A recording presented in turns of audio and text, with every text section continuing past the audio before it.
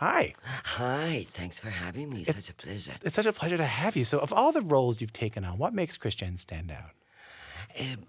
To be honest with you, it's the most powerful female role I have ever played in How my so? life. How so? The Deputy Secretary of the United Nations in 200 years from now, in a key position, making decisions. She's not a puppet, she's a politician. She's a people's politician. And she's the second high-ranking person in the United Nations. It's the most powerful role I've ever played. Who did you look for inspiration for this role? Any real-life people? Well, yes, of course. With imaginary characters, that's what I do. Really? I imagine real people in real life. First one that came to my mind was Indira Gandhi, then Benazir Bhutto. Immediately Margaret Thatcher joined them.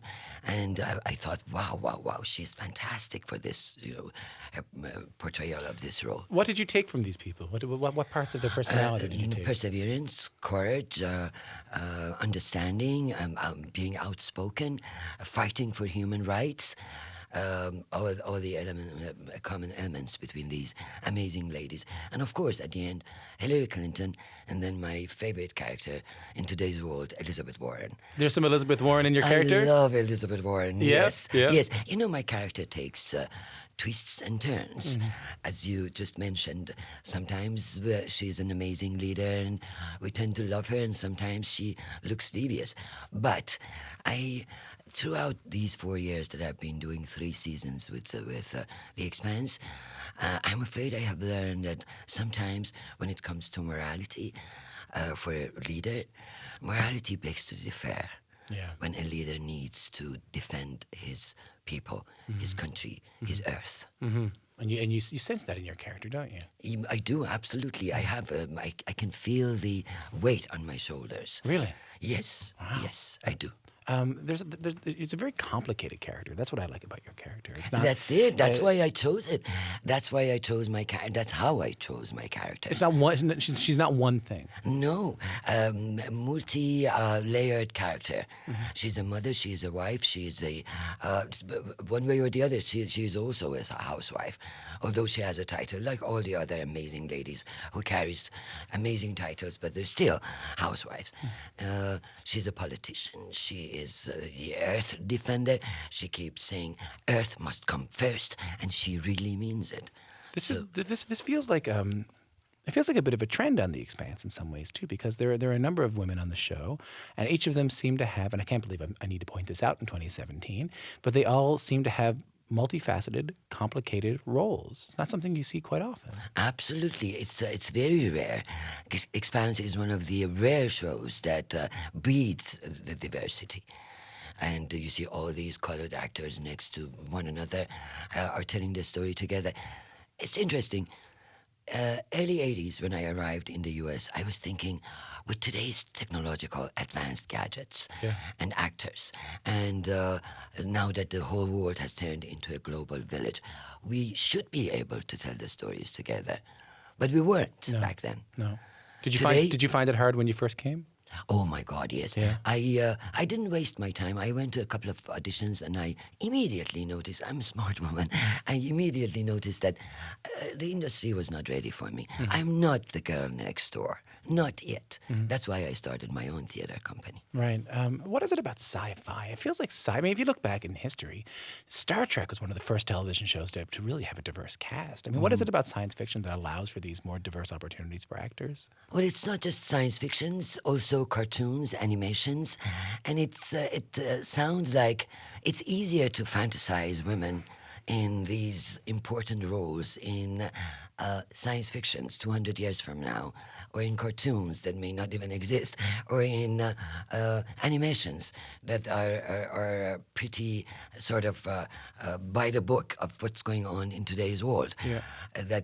But it seems like it's easier to fantasize women in these roles than having real women in real life to hold these positions. It is very funny, hey, because you can almost see it like science fiction. You can imagine any kind of world you want. And even though the world of The Expanse isn't necessarily a world I'd like to live in, like it seems kind of scary, It seems scary, but it's interesting that how real it seems and how relevant. Yeah. Not just to today's politics around the globe, but also, if you have a good imagination, you can imagine what's going to happen in 200 years from now. Right. Well, tell me a little bit more about that. What do you mean by that? How are we able to see our current political climate in The Expanse? Well, what I do every time I receive the script, I try to break the codes, to decode them, to decrypt all the metaphors and symbols. Right, there. right. And if I don't do that, I won't be able to deliver my lines with no doubt in my mind that I am saying this for sure. So when I do that, I notice that how relevant it is. The show is. And sometimes I wish that it was a daily show and it would be shown the night that we filmed it in the morning, and so people would see how relevant, how timely this show is. It has received amazing reviews, but my favorite one was written by a scientist. He says that this is the most accurate version of the future that he has seen for the last 2 decades. If you're just tuning in, I'm Tom Power. I'm speaking to Shohreh Aghdashloo. She stars in The Expanse, a drama set 200 years from now when humans have conquered the solar system. Let's listen to a clip of your character, Christian, threatening someone to get the information that she needs. I will rain hellfire down on them all. I will freeze their assets, cancel their contracts, cripple their business. And I have the power to do it because I am the hero who helped save Mother Earth from the cataclysm that Jules Pierre Mao unleashed. Tell his children that government is more powerful than any corporation. And the only reason they think it tilts the other way is because we poor public servants are always looking for some fat private sector's payoff down the road. I love this scene. I cannot even. This is how relevant it is. Yeah, yeah. The show is. I have never seen anyone lift their arms in excitement when they're listening to a clip before. You really do love the dialogue in the show, don't you? I do love the show. I do love the dialogue. I do. Why? Why? Because it's not only happening, we're at the dawn of it, but it's the future is going to be like this. Right. We need to let people know. We need to become awareness to people. People mining, people taking natural resources from space, two organizations, two planets pitted against one another. Exactly. It's a class issue as well. It's a discussion of class in that show as well. Yeah, absolutely. Yes, yeah. And I love when she says, tell Jules Pierre Mao that government is more important than any corporations, which should be in every country, every political system. Government should be more important than corporations. This happens every time politicians start flirting with private sector. Mm-hmm. So there's a lot of clear metaphors here, isn't there? I'm telling you, it's interesting. When I look at it that way, it makes a lot of sense to me. What about you as an actor? I mean, this is a character that's neither good nor evil, really. What kind of challenge is that for you? Well, let me tell you the truth. The challenge for me is that today's heroes are yesterday's betrayers, and today's betrayers might be tomorrow's heroes. What do you mean by that? By that I mean that I don't know where Christian Avasarala is going, really. And I've stopped reading the books, the novels, because I don't want to know what happens to her in future. Really? Like in real life, if somebody tells me that I'm going to get killed by a boss in a month, obviously it's going to affect my life, and it's going to change everything in me and in my life. But what do you mean by the betrayers of the heroes of now are the betrayers of the past, and the betrayers of now could be the heroes of the future? Well, for years when I was young back in Iran, we all thought Lech Walesa was a betrayer. Today, we treat him as a hero. Right. That's what I mean.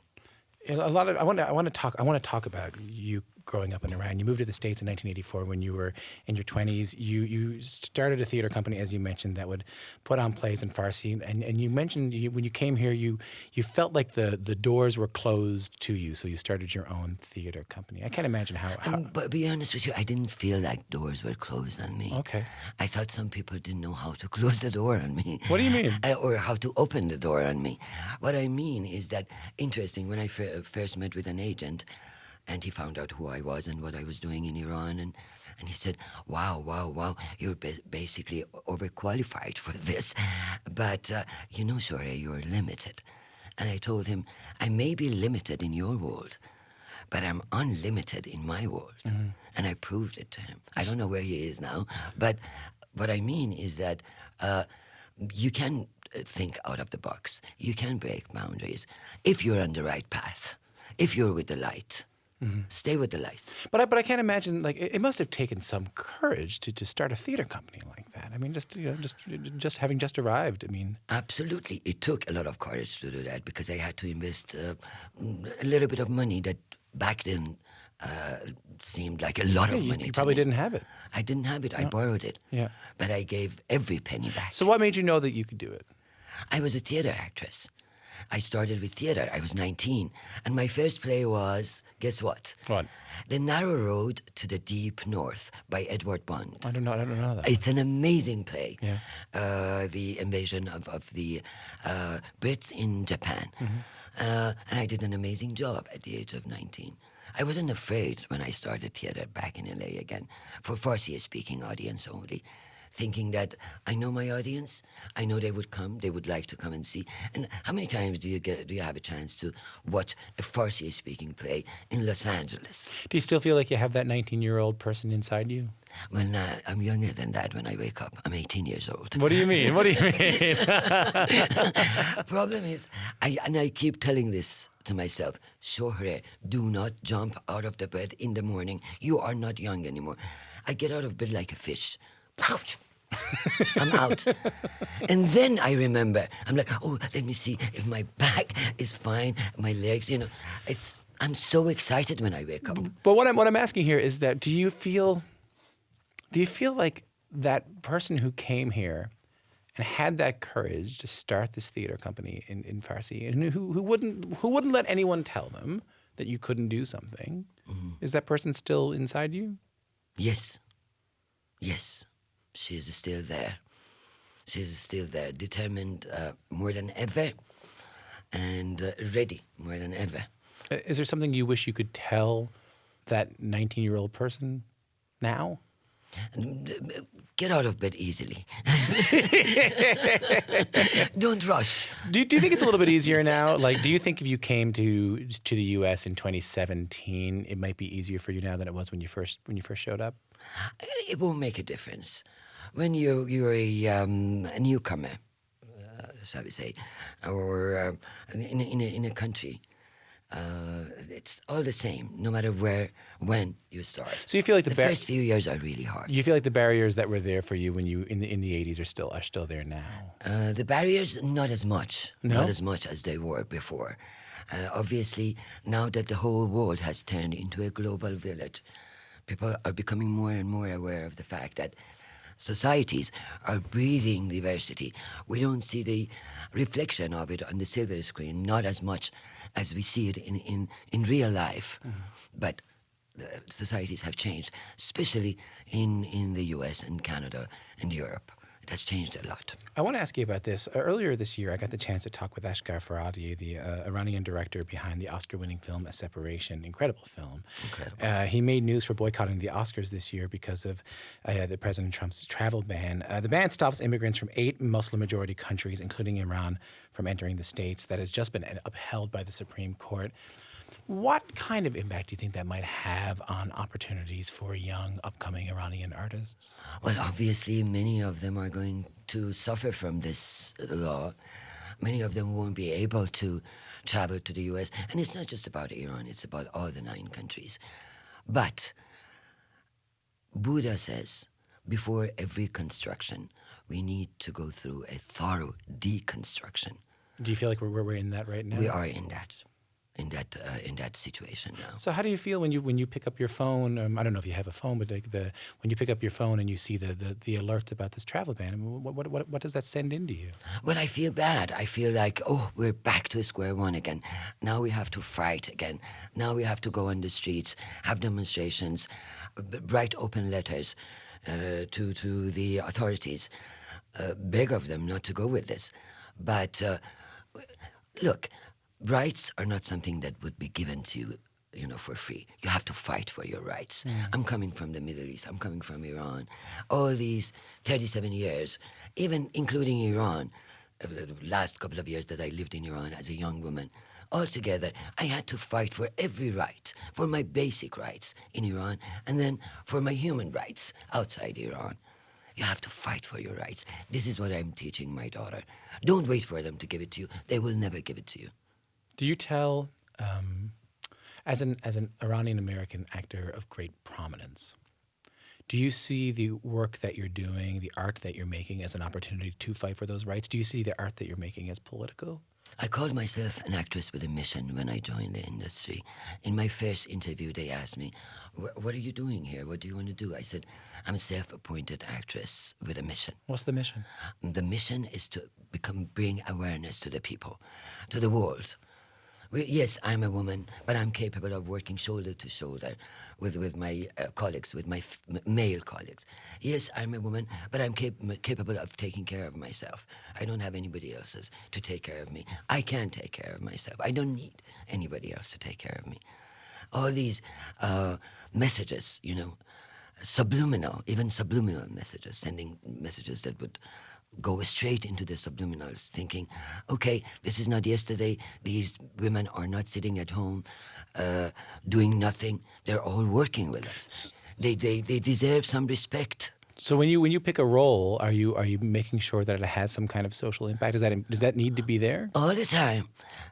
I'm glad you asked the question. As of when I started, I wasn't as determined to play, roles that would bring awareness to the world. But soon as I left Iran and I started working again, my mission was, with all due respect to the entertaining films, was to be a part of a meaningful film that could be entertaining as well, but would bring awareness to the people. What was the change? What happened? What was the change between you being a younger person and not having that same mission, and then all of a sudden something flipping, and all of a sudden you have this mission? Going through a revolution, having seen a turmoil in Iran, driving from Tehran to London, 12 days, in snow, rain, and having to fight for my basic rights. Mm-hmm. Do you remember that moment? Do you remember that moment where you said, if I'm going to continue doing this, there has to be something else to it? Well, yes, I do remember the moment because it was a very crucial moment in my life. What was it? I had decided to become a politician when I started studying in the UK. I studied international relations, political science. I wanted to become a politician. Yeah. First, I wanted to understand what was going on in Iran, what was happening to Iran, who was responsible for that, who could be held accountable for what was going on in Iran. But then, gradually and slowly, I thought, wow, if I become a politician, I can help my country and my people and stuff. But sooner or later, I found out that when I was offered a role in a political play, I noticed that this way I may be more useful to the Iranian people than turning myself into a politician. Really? How is making art more useful than practicing politics? Art imitates life, life imitates art. One of my movies, The Stoning of Shohreh Aghdashloo, saved a life in Iran. How? Sakineh Ashtiani, her name is. A year after the movie was shown in the US and Canada, brother and sister, 17, 16 years old, they came out in the internet and they said, the Iranian court is stoning our mother. God bless him. Robert Redford, Juliette Binoche, Sarkozy, his wife, even Berlusconi, the president of Brazil, they all wrote open letters to the Ayatollahs and begged of them not to stone her. They didn't. She's still alive. And we haven't had any reports of stoning from Iran since. So how does that feel when you know that the art you made actually did something? I think there's a great discussion around, especially with the current U.S. president, of whether this art or whether this comedy can actually do anything. It feels great. It feels great. It feels like you're. Let me tell you something which I love. Frank Sinatra once said, "Every time Judy Garland sings, she dies a little," which is so true. I As don't an understand. artist, I don't understand. you put your blood and flesh into your art. If you really mean it, if it comes from the bottom of your heart, If you are the real artist, every time you're creating, you put your flesh and blood and soul into this. So you die a little. You don't want that death to go in vain. I'm so excited to ask you this last question.